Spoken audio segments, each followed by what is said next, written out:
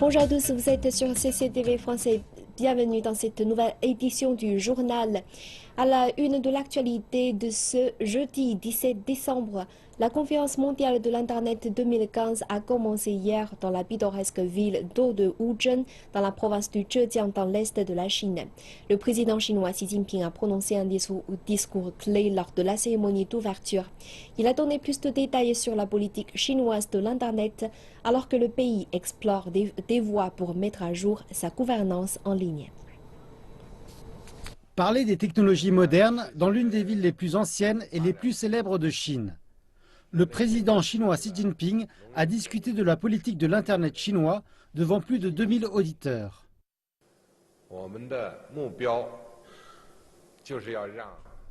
Notre but est de faire en sorte que le développement de l'Internet bénéficie à 1,3 milliard de Chinois et qu'il profite davantage aux gens partout dans le monde. Il a aussi appelé à accélérer la construction des infrastructures de l'information et à encourager l'interconnectivité.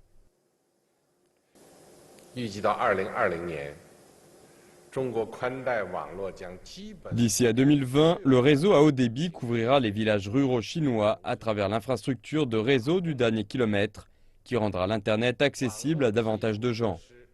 La Chine est d'ores et déjà prête à travailler de concert avec toutes les parties pour accroître les investissements en capital, en renforçant le support technique et en promouvant la construction d'une infrastructure de réseau planétaire.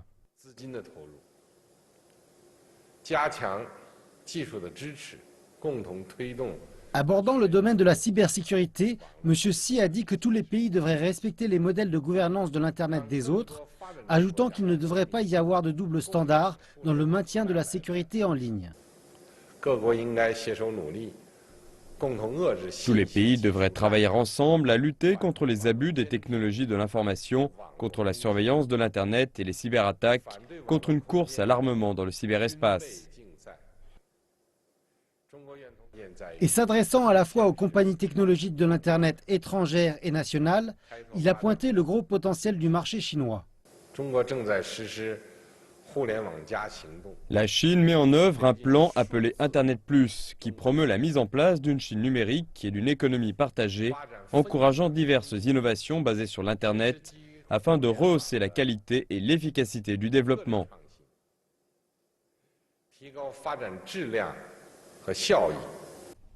Des experts disent qu'avec cette détermination de développer le pays et de développer une économie partagée, entérinée dans le 13e plan quinquennal, le secteur de l'Internet chinois est prêt pour une ère de développement et de prospérité.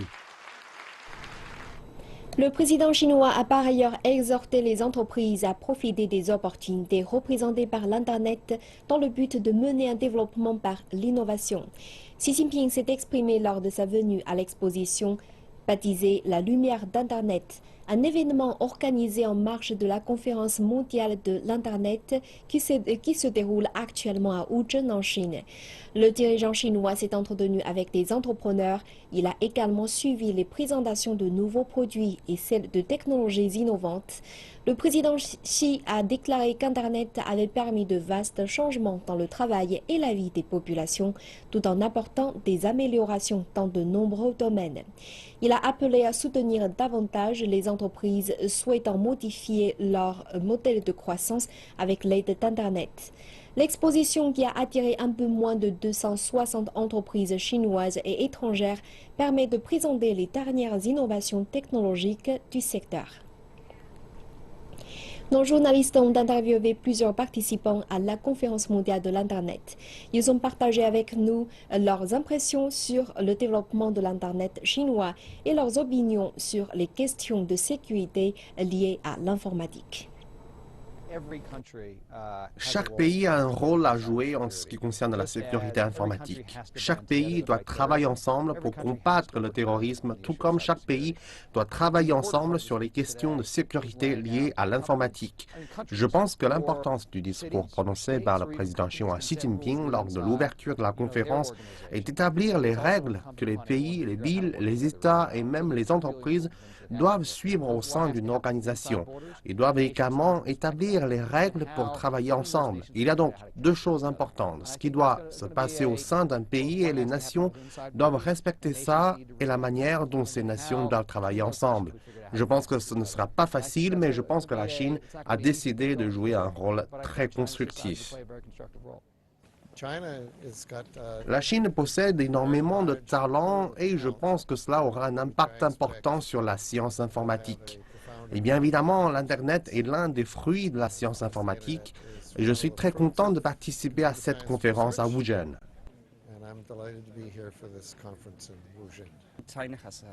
La Chine a d'importants avis sur ce qui passe sur l'Internet et partout dans le monde. C'est bien d'organiser cette conférence ici et d'entendre des optiques des pays asiatiques sur le développement de l'Internet.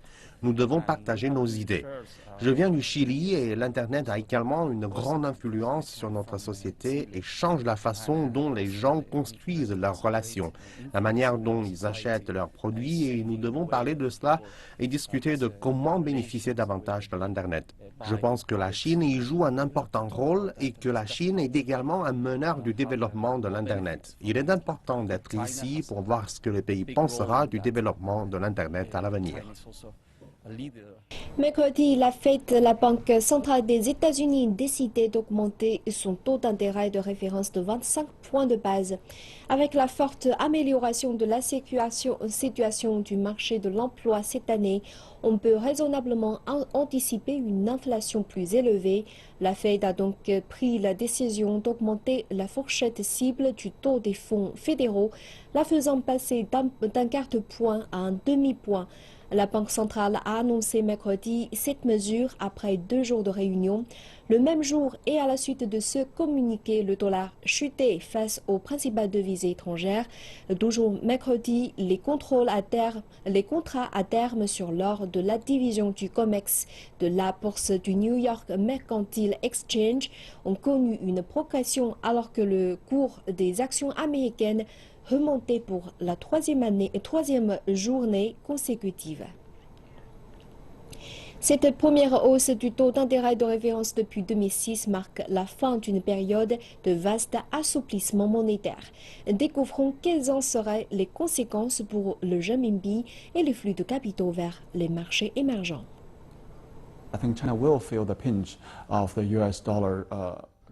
Je pense que la Chine va ressentir les effets de la hausse du dollar. Étant donné la forte indexation au dollar, l'appréciation du dollar va faire monter le renminbi en conséquence. Cela va accentuer la pression sur les exportations qui sont déjà lentes comparées aux années précédentes. Tout le monde n'est pas de cet avis. Nous allons avoir une certaine volatilité, en particulier sur le marché offshore, mais une dévaluation drastique n'est pas de mise. Bien sûr, le taux de change est sur une pente descendante. La devise se déprécie depuis août. Les effets de la hausse des taux de la Fed ont déjà été partiellement répercutés ces derniers mois. Bien sûr, nous prévoyons que le taux de change du renminbi ira vers l'équilibre. La Banque centrale chinoise a publié vendredi son indice du yuan qui valorise la devise contre un panier de 13 autres devises selon le poids des transactions en volume. L'indice vise à réduire les répercussions des fluctuations du dollar sur le yuan. Le renminbi reste relativement stable par rapport aux autres devises. Une seule hausse de la Fed n'aura pas de répercussions importantes sur le commerce extérieur chinois et les flux de capitaux.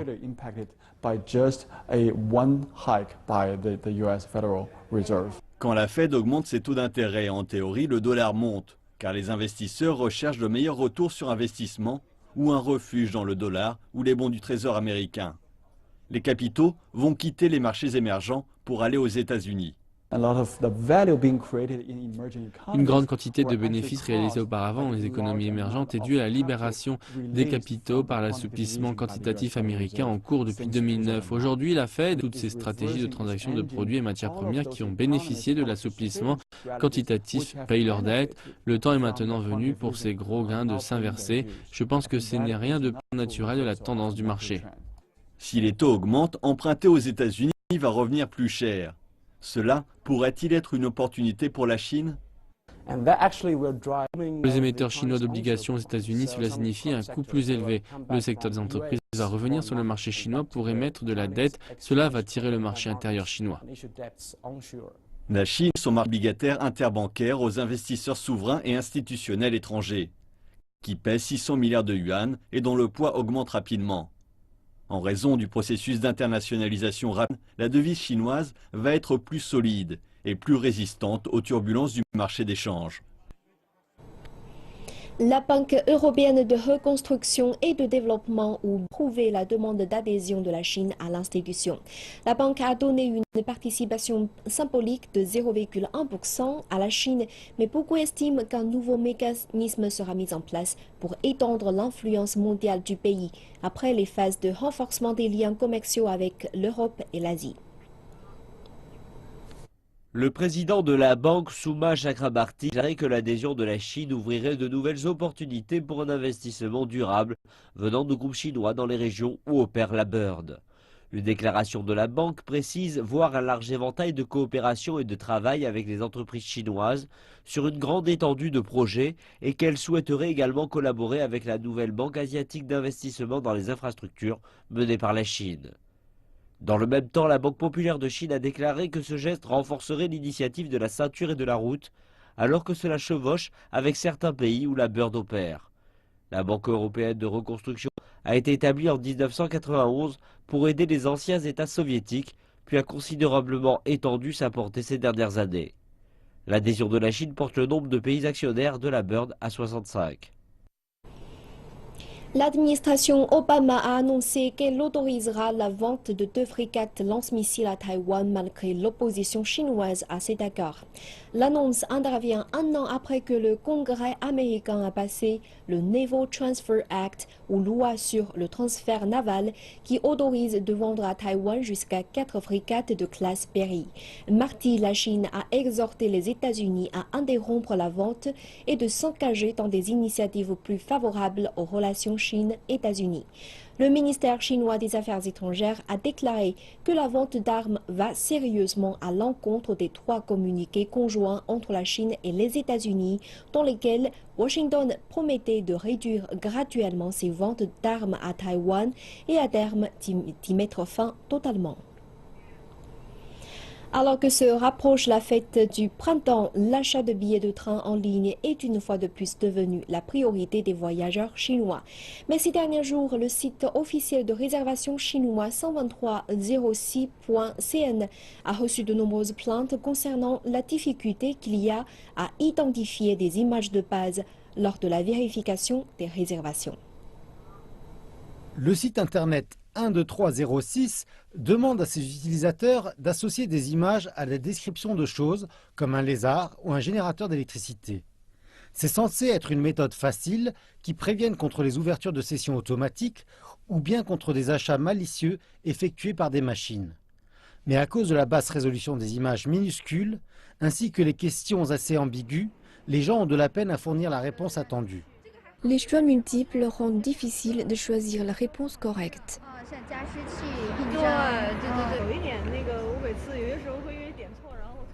Quelquefois, je choisis la mauvaise image et échoue à acheter mon billet.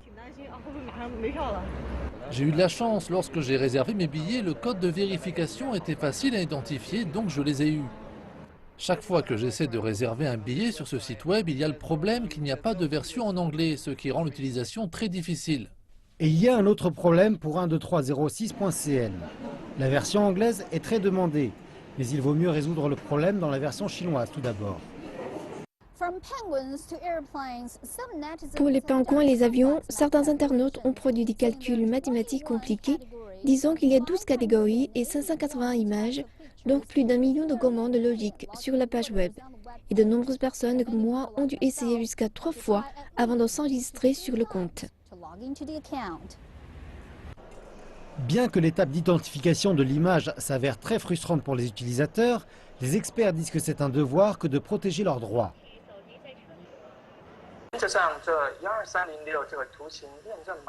La vérification d'image est nécessaire. La justesse de reconnaissance de ces ouvertures de sessions automatiques et des logiciels d'achat malicieux est toujours à un niveau bas. Par conséquent, la vérification du code par une image peut protéger les droits de l'acheteur du billet normal.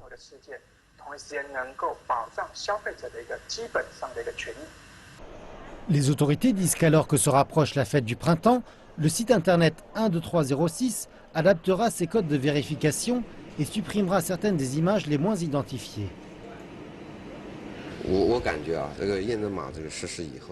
Après que nous avons mis en place l'actuel code de vérification, il a empêché les ouvertures de sessions automatiques et les logiciels d'achat malicieux.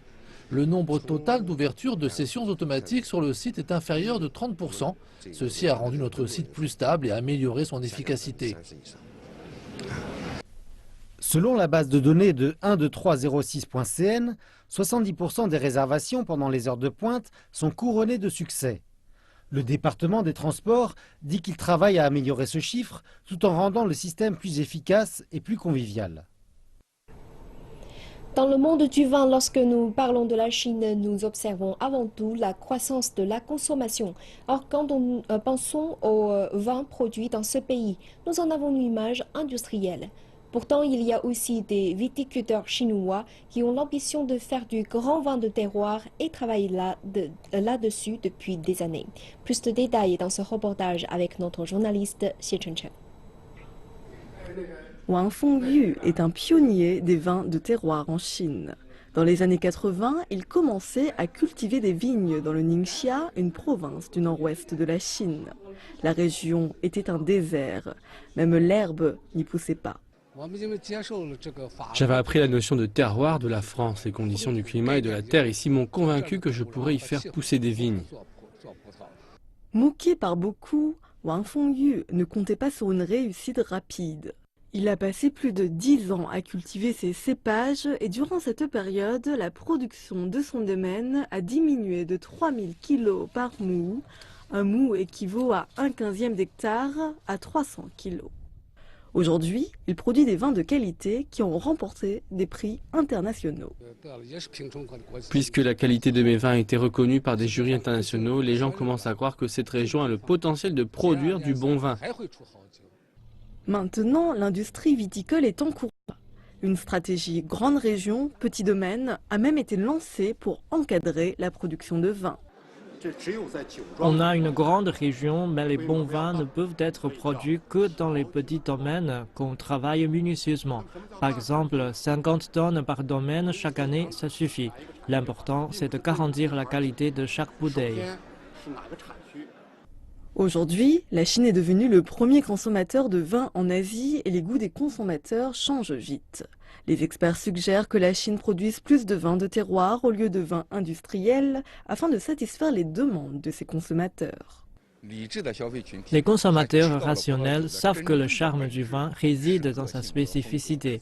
Le vin de terroir, avec son goût particulier, pourra satisfaire les demandes des gens à différentes occasions et à différents moments. Un jour, le vin de terroir deviendra un mode de vie. C'est ainsi que se conclut cette édition. Merci de votre fidélité. À très bientôt sur CCDE Français.